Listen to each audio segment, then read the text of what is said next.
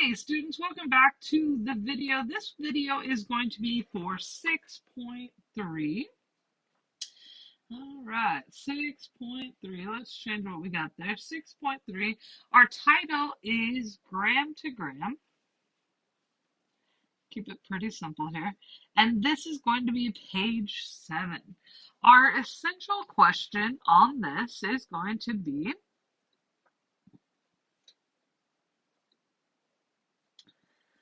how do we convert from grams to grams in stoichiometry? How to convert from grams to grams in stoichiometry. All right. So if you haven't at this point, make sure you go ahead and get the bell work at some point here today. For these notes, a couple of things that you will need. You will need your periodic table and a calculator. I have both here close to me. Periodic table and a calculator. So let's go ahead and jump into our steps. These are the same exact steps that we did for our multimole conversions. So let's go ahead and review those really quick. And we're going to shorten them down maybe just a little bit. All right, so step 1, we are going to write a balanced equation. Write a balanced equation. Key looks a little rough, but it's all right. So step 1, write a balanced equation. This is what we worked all unit on last unit, so hopefully we're feeling pretty good. Step 2 is a step that we're actually going to do today. We are going to find moles, and we are going to do that by dividing by the molar mass. Oh, this takes us back. We need to know molar masses, so we're going to have to divide by molar mass to find us moles. Step C, or our third step, we are going to do our multimole ratio.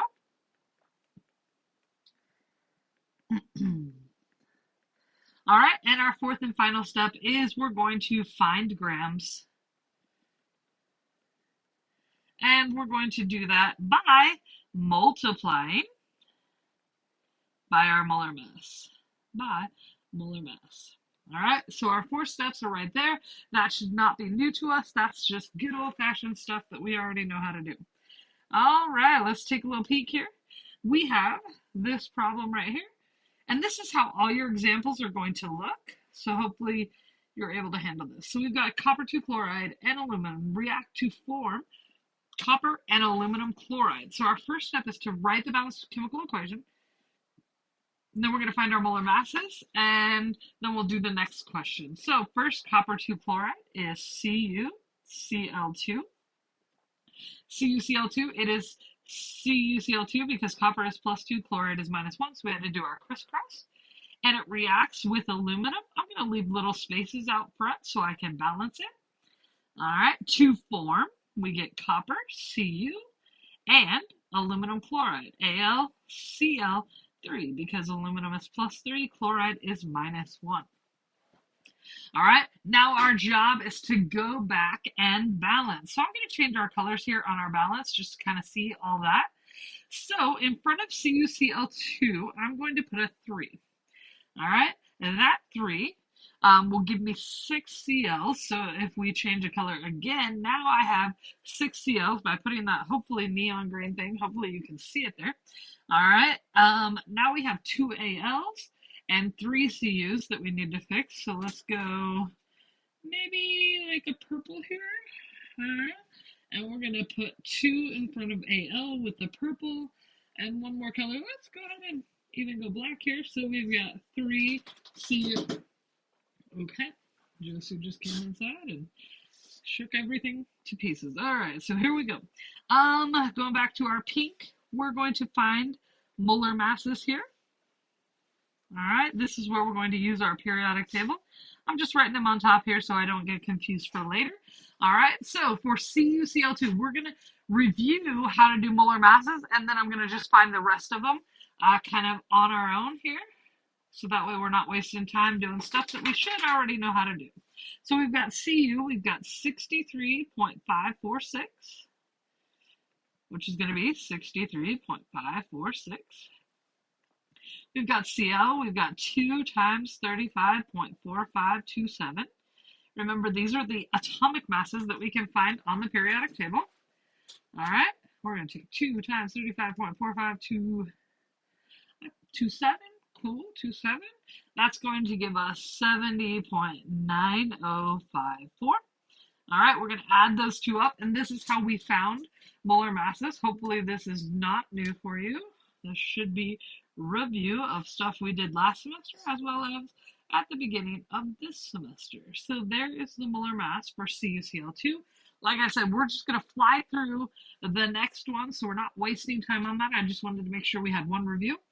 We're going to keep 2 decimals, so aluminum 26.98. All right, Cu 63.55. And remember our label is grams per mole. And then we've got aluminum chloride.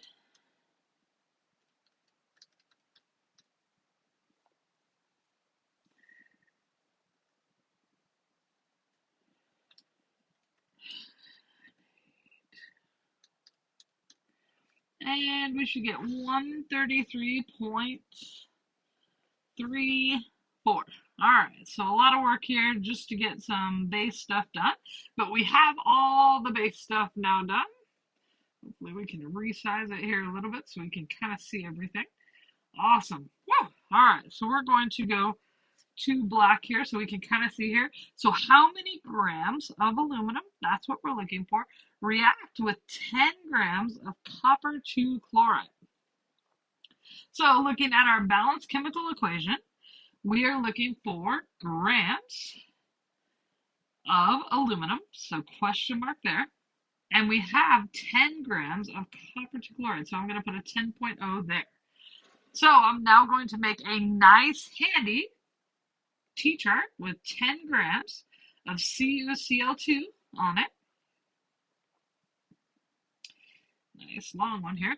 Our first step, write a balanced equation, check done. Step 2 is going to be to divide by the molar mass to get 2 moles. So we're going to put 134.45 grams on bottom, 1 mole of CuCl2 on top. You should remember seeing this first semester. Okay, all right. Next up, we've got our mole to mole ratio. This is where we're going to use our colors. 3 moles of CuCl2. 3 moles. This 3 came from this 3 up there.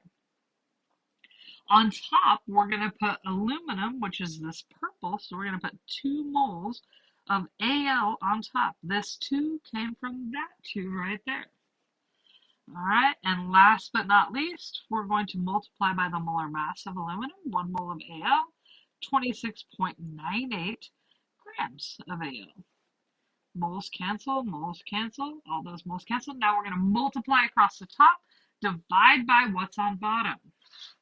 So we're going to take 10 times 2 times 26.98, and we're going to divide that by 134.45, divided by 3.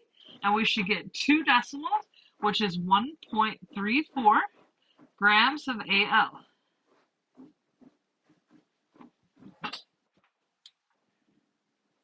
All right, 1.34 grams of Al.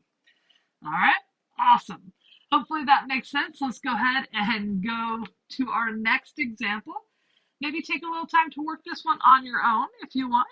All right, hit pause and see what you got. So we're going to start with 25 grams of copper. And we're going to go to grams of copper 2 chloride. So going back up to our balanced chemical equation, erase that. This time we have 25 grams here. Make sure that's a grams. All right, and we're looking for grams of copper 2 chloride, so we're going to put our question mark there. All right, so on our T-chart, we're going to start with 25 grams of copper. All right. Next step is to divide by the molar mass of copper. So we're going to divide by the molar mass of copper. That's 63.55. 63.55 grams of Cu, 1 mole of Cu. That way grams cancel. Now we're ready for our balanced chemical equation. If we go back to our colors up there, that might be in black, so we're all right. So we got 3 moles of Cu. This 3 came from the balanced chemical equation right there. All right. On top, we're going to grams of copper 2 chloride. So we're going to go back to our blue. We've got 3 moles of CuCl2. That way moles of Cu cancel. And then our last step is to go 2 grams. So we're going to put 1 mole of CuCl2 on bottom and the molar mass on top, that 134.45 grams of CuCl2. All right, we're ready to calculate. So 25 times, notice these 3's cancel out, so might as well not put them in.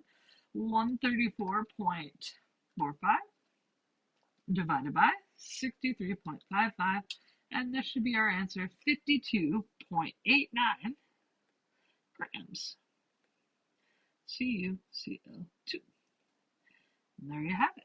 All right, awesome. See you on the next one.